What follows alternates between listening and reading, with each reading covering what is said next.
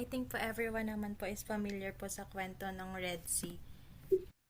Yung katulad po ng sabi ni Kuya kanina na nilid po ni Moises yung mga Israelites out of slavery po sa Egypt. And then they find themselves po na na-trap po sa pagitan ng Red Sea and ni Pharaoh's po or the Egyptians army po. And hinahabol po sila noon, and then inutusan po ng Diyos si Moises na itaas po yung tungkod niya, and may malakas na hangin na naghati po sa dagat para parang naging pader po na gumawa ng way or parang daan na tuyo or dry way po na dinaanan po ng mga Israelites. And hinabol pa rin po sila ni Pharaoh, pero after po makadaan ng ligtas yung mga Israelites, tinaas po ulit ni Moises yung tungkod niya, and then bumalik po sa dating anyo yung tubig, and inalo na po ng alon yung Egyptians. Ayun po yung parang highlights ng crossing the Red Sea na alam po natin. So, our topic for today nga po is about the crossing the Red Sea, and this one is the most dramatic and foundational events po na nangyari sa Bible. So the biggest question po here is, did God really build the bridge for Israelites or Israelites? Kasi there's a lot of people po exploring whether this event po is a miracle or a natural phenomenon. So as we move forward po to this topic, we will try to examine po why God chose the longer route po.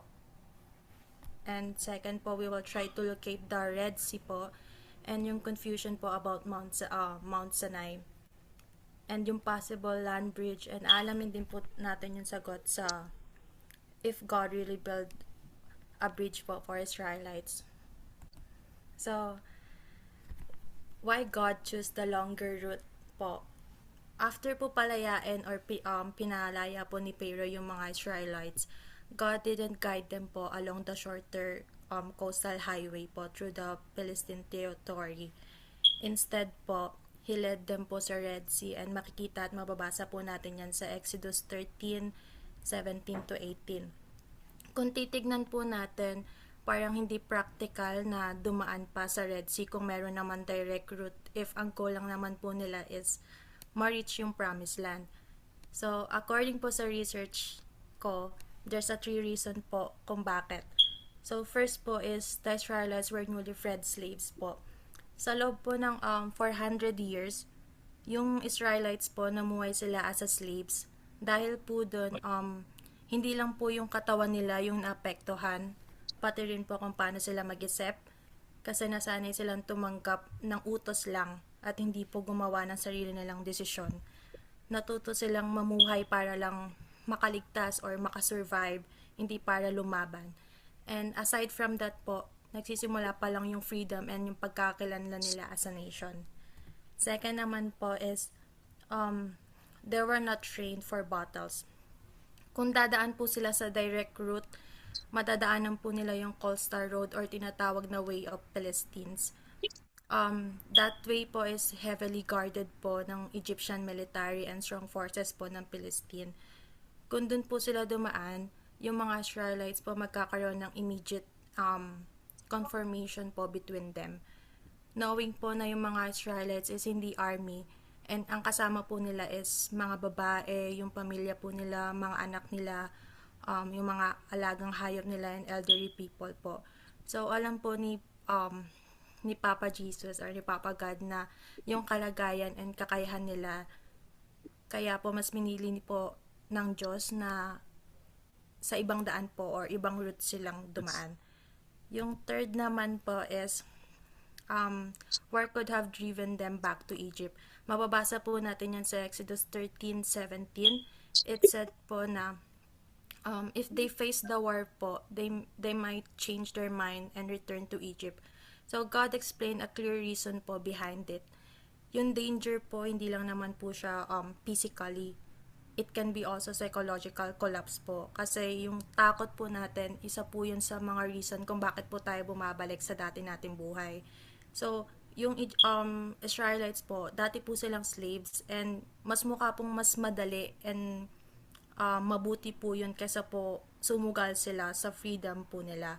So God protecting them po hindi lang sa mga kalaban, pati na din po sa sarili nila.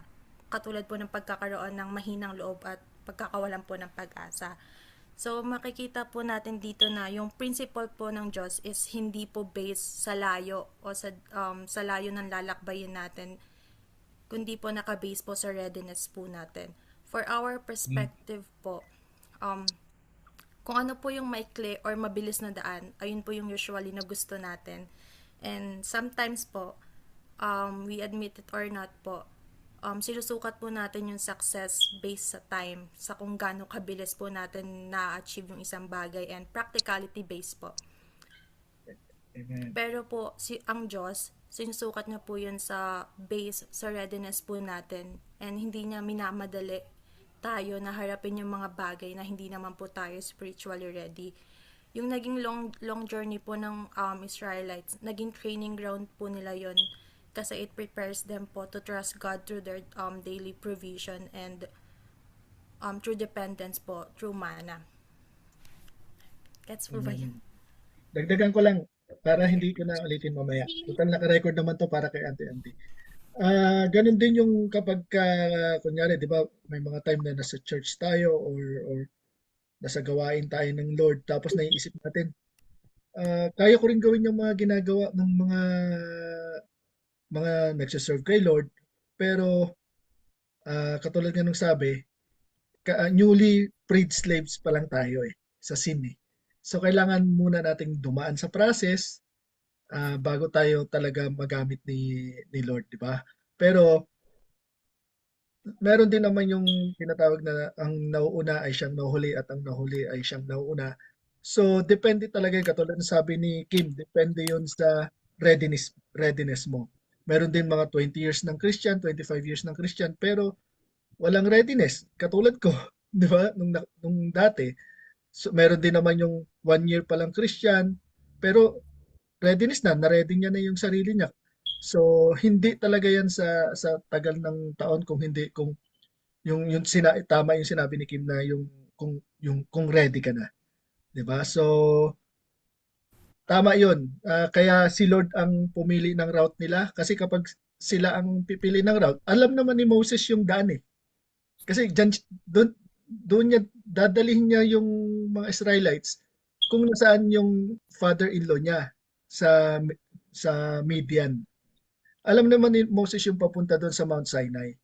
Yun nga lang, pag yun na nangyari, tapos nakita ng mga ibang nations na, bah, 1.5 million to, baka gigirahin tayo nito. Siyempre, magpe-prepare din yung mga ibang nations, baka mapunta sila sa gera. At pag ganun nangyari, hindi pa naman sila talaga battle ready. Battle ready sila nung papasok na sila sa promised land, di ba? Yung kay Joshua na. So, yun, tama yun. So, tama yung sinabi ni Kim na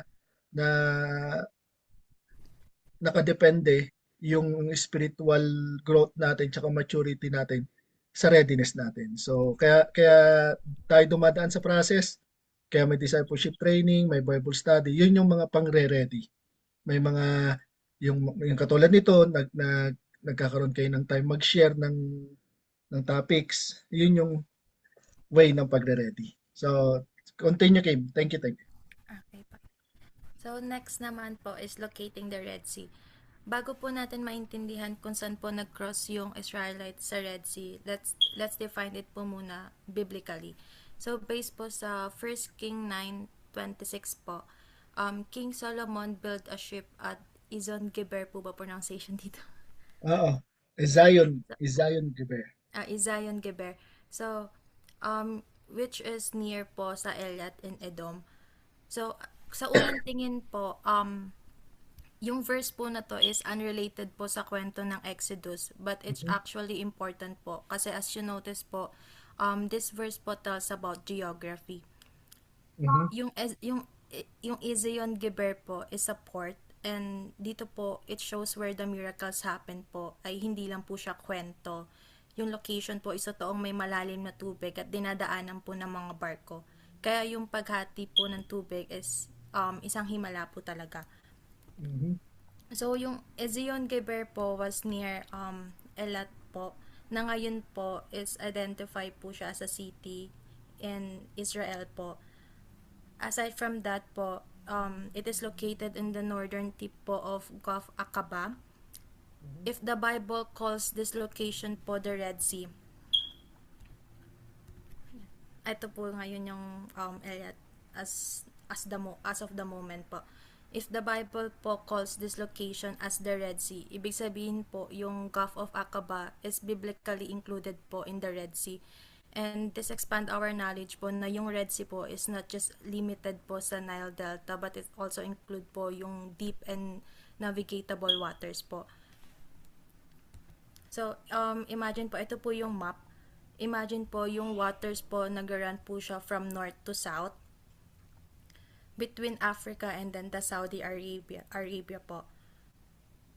This Mhm. map po, as you can see, parang nagre-resemble po siya sa head ng rabbit. This one po. Nagre-resemble po siya sa head po ng rabbit. Mhm. At this, yung northern end po nito, nag-split po sa dalawa. And yung left ear po is the Gulf of Suez. And then the right ear naman po is the Gulf of Aqaba. Aqaba. Between those ears po is the Sinai Peninsula. In biblical times po, they called it the Desert of Sin. And let's focus po muna sa left side, which is the Gulf of Suez. As you can see po in the map, it leads us po sa Isthmus, Suez Canal po, and then the Mediterranean Sea po. Nung sinaunang panahon po, yung lugar po na to is patrolled by Egypt po. Mhm. Egypt. So, magiging risky po talaga sa Israelites na dumaan po dito. Kung sinubukan po nilang dumaan dito, there's a possibility po na haharap po sila sa military force po ng Egypt. And then, in the right side naman po, is the Gulf of Aqaba. Ito po yung Elat na the same location po na ni-refer sa sa 1 King 9:26 po. May malalim po na tubig and dinadaanan po talaga ng malaking barko katulad po ng ginawa ni Solomon centuries later po. So, yung right ear po is very important kasi po ito po yung nagmark in the biblical route po kung saan po nag-cross yung mga Israelites. This knowledge po help us na maintindihan pa yung geography at yung possible na naging ruta po ng Israelites going to Mount Sinai. So, Very good. may gusto ka pa idagdag, kuya? Yung ano na ba yun? Hindi, mamaya pa yun. Mamaya pa yung Sige pa. dadagdag ko. Kung mako-cover mo, nandoon siya sa susunod na point eh. Sige, tuloy lang. So, now naman po, Ayan, dyan sa bago, confusion yun. okay pa. So, now naman po, bago po natin ma-figure out yung map po ng, after po natin ma-figure out yung map po ng Red Sea, let's go naman po sa Mount Sinai, where the Ten Commandments po, gave po kay Moises na magiging topic po in the following weeks po. So, for many centuries po, there's a lot of scholars po trying to identify the location of the mountain po. Pero there's a lot of confusion rin po. So, now, let's examine po kung bakit po ba nagkaroon ng confusion and kung ano po ba yung mismong sinabi ng Bible about it. Many scholars po traditionally place Mount Sinai in the Sinai Peninsula po. And pinangunahan po yan ni Helena, yung mother po ni Emperor Constantine during the 4th Constantine. century po nung binisita niya yung region, and she identify po certain location based on her personal conviction and vision po. Dahil po doon, it become widely accepted site po. Pero if we examine the Bible carefully po, there's a three biblical concern po tungkol sa traditional identification. First po doon is yung insufficient space and water po. Katulad nung sinabi ni Kuya, there's a lot of Israelites or over million Israelites po. Plus kasama pa po doon yung mga alagang hayop po nila. So sa traditional location po, hindi po sapat yung space para magkasya yung ganong kadaming tao. And kakonti lang po yung mapagkukunan ng tubig sa Sinai Peninsula. Second naman po is lack of archaeological evidence. Sa kabila po ng maraming taon or lumipas na taon, wala pong long-term evidence na nagpapatunay na there's a bunch of people po na nanirahan sa Sinai Peninsula. Third naman po is the political context. During the Exodus po, yung Sinai Peninsula is controlled by Egyptian. Kaya po may mga Egyptian forces po doon na nagpapatrol around the area dahil din po sa mining operation. So these factors po suggested that yung traditional site ng sa Sinai Peninsula po ay hindi po nagmamatch sa kung ano po sinasabi ng Bible. So Mhm. the Bible tells us po na um, the mountain burned with fire. Mababasa po natin yan sa Exodus 19:18 po. So the mountain was in Medan. Sinabi po yan sa Exodus 3:1. And then si Jethro po, the priest of Midian, is lives nearby. And yung geography correlation po, historically po, yung Saudi Arabia po was called Midian, and this one is the in the eastern side po of the Red Sea. So this clues po is maaring nagsasabi po na maaring nasa ibang direction po yung tunay na location kaysa po sa traditional site ng Sinai Peninsula. Very good. Dagdagan ko lang, Kim, ha. Sige po. Ito yung yung kino-cover ni Kim dito. Yung una, yung Red Sea. Mm. Pangalawa naman ngayon yung Mount Sinai. So, may confusion din doon sa Red Sea na hindi nakasulat dito sa binigay ko kay Kim. Ang confusion sa Red Sea, yung mga tao ba talaga tumawid sila sa Red Sea? Kasi may mga nagsasabi na mga scholars na hindi naman talaga sila sa Red Sea tumawid kung hindi sa gilid lang. So sa gilid lang ng Red Sea na nag-low tide, yung mga ganun. 'Di ba na nakuha pa nga yung idea na yan sa palabas ng Exodus, yung gumanap si Christian Bale na wala na silang pag-asa, yung espada niya nilagay niya doon sa buhangin ng dagat tapos maya-maya napansin niya nag-low tide, nakatawid sila. Mali 'yon, confusion 'yon katulad ng sinasabi ni Kim dito sa Mount Sinai pero sa Red Sea muna tayo. Mali 'yon.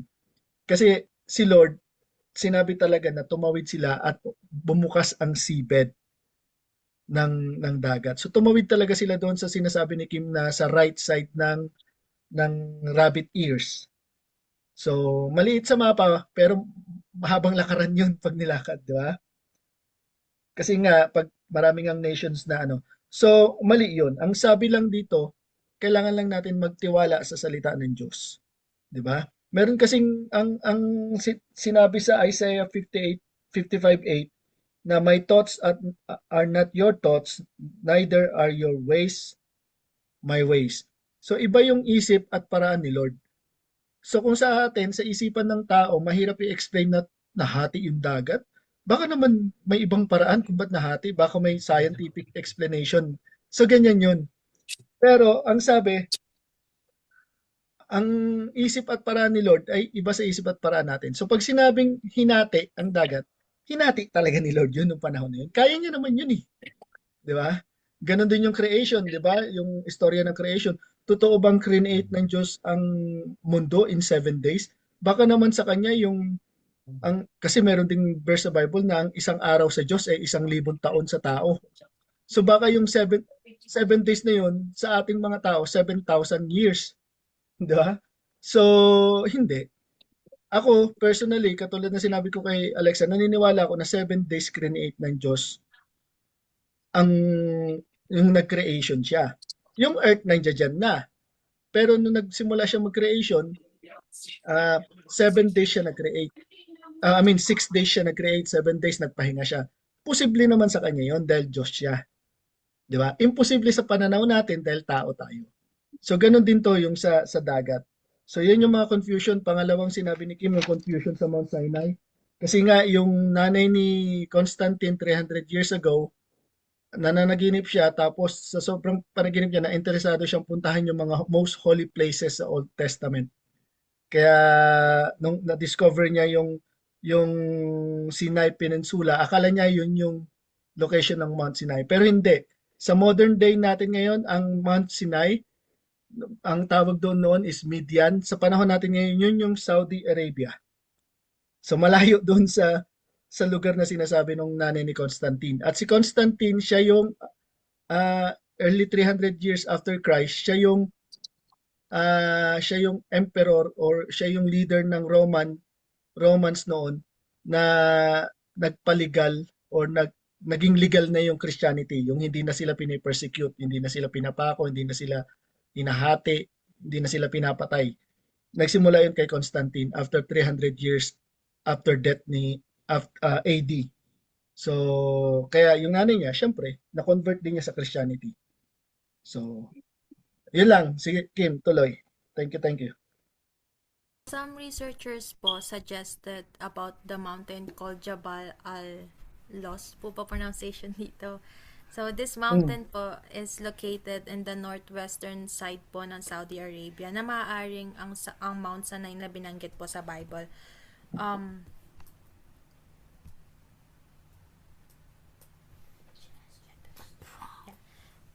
Yung Oh, tuktok po ano ng ba? bundok na ito is blackened rock po na tugma po sa sinabi sa Exodus 19:18. Aside from that po, there's a nearby features po na align sa biblical landmark po like yung spring waters, possible altars, and then yung boundary markers po. If tama po yung identification po sa geography ng Exodus, Hmm? yung crossing po ng Red Sea, Ha? ah, Ay, yung cross utay na. Nay, nay. Yung crossing po ng Red Sea, yung paglalakbay po nila at yung pagdating po sa Mount Sinai, it fits perfectly po kung ano po yung sinabi sa Bible. By following the Bible's own clues po, we can gain a clear and more accurate pictures po of where God revealed His laws to Moses and then the Israelites po. So this one po is the possible route po na dinaanan po ng Israelites going to the promised land po. Very good. Yung Life Bible tsaka yung Bible na binigay ko sa iyo, Kel, Oo. nakalagay doon yung picture na yan. Ihirapan na yan. Yung picture na yan, yung possible route na tinake ng mga Israelites. Mhm. Okay. Very good, Kim. Okay po. So, now naman po, we come to the most interesting and debated question po sa Exodus. Like, how did exactly Israel cross the Red Sea, or if God really create a bridge in that moment, or nandun na po ba talaga yung bridge? So if you look at the southern entrance po ng Gulf Aqaba, may makikita po tayong makitid na daanan po known as the Strait of Tiran. So this Strait of Tiran po is between the Sinai Peninsula and then the Arabian coast po. What makes it interesting po is yung land po na yan ay napapaligiran po ng malalim na tubig. However po, sa ilalim po na part na to, meron pong isang section na nakaangat po yung lupa, and that time po they called it the Jackson Rip. In this part po, mas mababaw na po yung tubig kumpara sa nakapaligid sa kanya. It said po na it never exceed 40 feet in depth po or 12 meters po. So, with that po, there's a lot of researchers and explorers po na naging interested po to this underwater features po. Isa na po doon si Bob Cornuck po. He suggested po na this underwater ridge po is tumutugma po sa crossing site na dinescribe po sa Exodus 14. So si Bob Cornuck po, ang goal niya po talaga is hanapin yung real Mount Sinai using Bible po as his guide. He's an American writer po and president ng Bible Archaeology Search and Exploration Institution po, or they called it BASE. So, like what I said earlier po, this is the possible na naging ruta ng mga Israelites papunta po sa Promised Land, and possible po ito rin po yung naging kung saan po naganap yung crossing the Red Sea. Ang clear po na sinabi sa atin sa Bible is God divided the sea, Israel crossed on the dry ground, and then the Egyptian army was destroyed when the waters returned. Sa Exodus 14 po, paulit-ulit po na in-emphasis doon na yung pag-cross po nila sa Red Sea ay hindi po simpleng pagtawid sa mababaw na tubig, at hindi rin po describe doon as a natural accident po. But ito po ay sinadya sinadya po ng makapangyarihang gawa ng Diyos. Even kahit po gumamit po yung Diyos ng air or gumamit po ng underwater ridge, yung right timing po kung kailan nangyari yung paghati ng tubig, yung lawak po ng pangyayari at yung resulta po ng sa mga Nope, Israelites po, Tim. hindi lang po siya basta-basta himala. Po. Um, the question po ngayon is, did God really say po?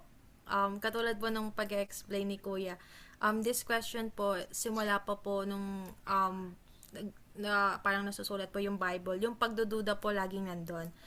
Mhm. Katulad po dun sa Garden of Eden po, if we, I mean, alam naman po natin lahat yun na tinanong po ng ahas, if sinabi po ba talaga ng Diyos, talaga po bang sinabi ng Diyos.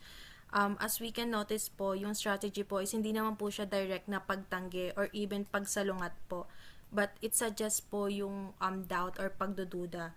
And that same question po echoes today na kapag po nahihirapan tayong maunawaan or maintindihan kung paano po nilikha ng Diyos yung mundo, kung paano po hinati yung Red Sea, or kapag nahihirapan po tayong maniwala sa Himala, there's a part of us po na natitempt to reinterpret. And usually po, yung ginagawa natin is pinapababaw po natin yung words. Kasi lumalampas po yung statement sa sarili natin pag-unawa. So, katulad po nung binigay ni Kuya na verse kanina, if we listen and read po sa Isaiah 55:8, it said po, my thoughts are not your thoughts, neither are your ways my ways. So, God declares po na hindi siya limited sa inaasahan natin sa Kanya. So, if hindi po natin kayang maintindihan, if hindi niya po kailangan mag-ask ng approval po sa atin para kumilos siya. Kung kaya po natin ipaliwanag yung bawat miracles na ginawa niya, hindi na po yan tunay na himala kasi naiintindihan po natin. Amen.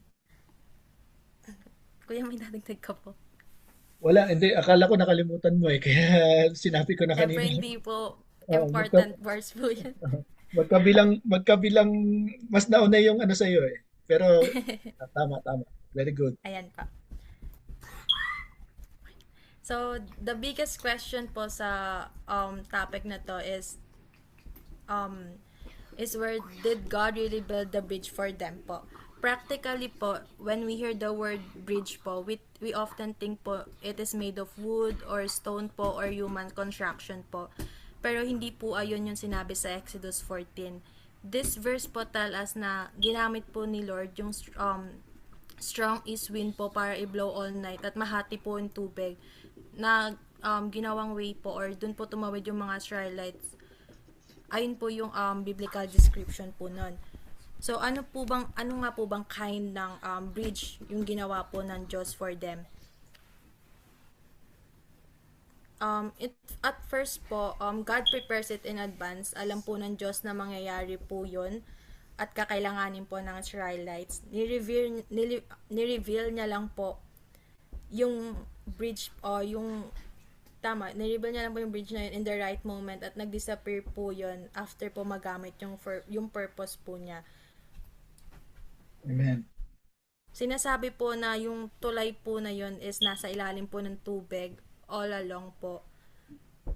And ni-reveal nga lang po ni God nung kinailangan na. So, if you gonna ask me po if did God really build a bridge po, I think po the way to answer it po is not made by wood po, not made by stone or human hands, but it made with but He made a way po. God made a way.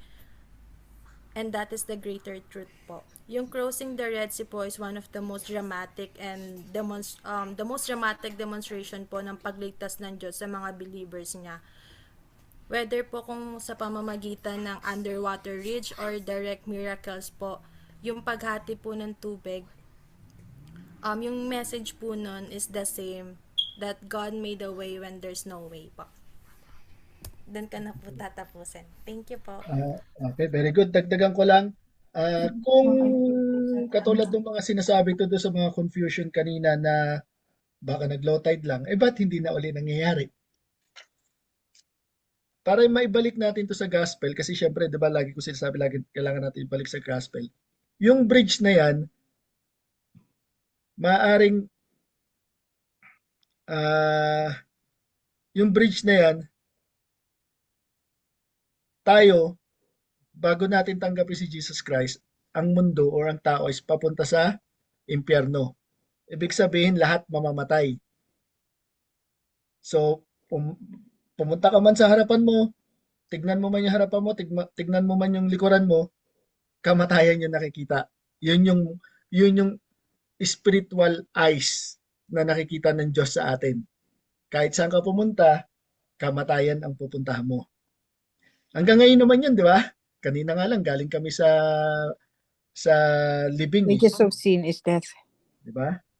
So, si Lord, kung i-spiritual ano natin, yung tubig at yung army ni Pharaoh, ka, instant kamatayan yun dun sa mga Israelites. Pero si Lord, gumawa siya ng bridge. Hinati niya pa doon sa dagat yung bridge. At doon naman sa side ni Pharaoh, hinaharangan niya naman ng, dahil umaga yon, pillar of clouds ng Holy Spirit niya para hindi sila basta-basta mahabol. Basahin nyo, nasa Bible yon. Tapos, doon naman sa dagat, hinati, gumawa ng bridge. So, kung i-spiritual natin siya, sino ba yung bridge natin para maligtas tayo? Jesus Christ. Christ yung bridge natin. Katulad nila, wala na silang ibang tatakbuhan. Nakita naman natin yung sa mapa, 'di ba? Ang liit lang nung right ear ng rabbit. Wala na silang tatakbuhan doon. Kahit umalis sila doon, maharang lang sila ng army ng mga ibang nation. Patay talaga, 'di ba?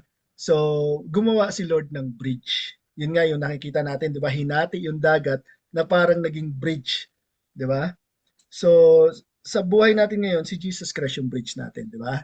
Pagdating sa problema, pagdating sa mga bagay na feeling natin di na natin kaya, ang sabi doon, kalma lang. Katulad lang ni Moses, kalmado lang siya kahit marami nagrereklamo sa kanya. Inantay lang niya yung utos sa kanya ni Lord. Ang sabi ng utos, ang ginawa niya, nagpray siya. Pero alam mo kung ano sabi ni Lord sa kanya? Bakit ka nagpipray dyan? Kumilos ka na, itapon mo na yung ano Tagalog ng baston ba yun? Tagalog? Staff? Baston. Tagalog ng staff? Baston. Baston, di ba? So, may mga bagay din na uh, napag-pray mo na eh. Pero ba't pinagpipray mo pa ng pinagpipray uli? Kailangan mo ng kilusan. Kilusan mo na. Di ba sabi doon eh, ni Lord, dahil pray ng pray si Moses maghapon, sabi ni Lord, nitapon mo na yung stuff mo dyan para mahati na yung dagat, di ba? So, nahati yung dagat. Pero kung papansinin mo talaga, although nasa, ano sila, yung sinabi ni David, though I walk to the valley of the shadow of death, valley of shadow of death na talaga yun. Mamamatay na sila nun eh. Although nasa ganun silang sitwasyon, alagang-alaga sila ni Lord eh. May Holy Spirit na nakabantay. Pillar of clouds. Hinati yung dagat. Habang tumatawid sila doon, nakaharang yung pillar of fire paggabi. Pillar of clouds pag umaga, hanggang doon pagdating nila sa wilderness. Every morning meron silang pagkain. Bridge natin. Kung feeling natin eh wala na tayong pag-asa sa mga kung anumang sitwasyon na naranasan nating negative sa buhay natin. Pero importante kasi yun sa buhay. Hindi naman puro positive lang. Pag puro positive, hindi mo tatawagin si Lord. Kasi puro magaganda nangyayari sa iyo. Hindi ka hingi ng tulong. 'Di ba? So, negative and positive.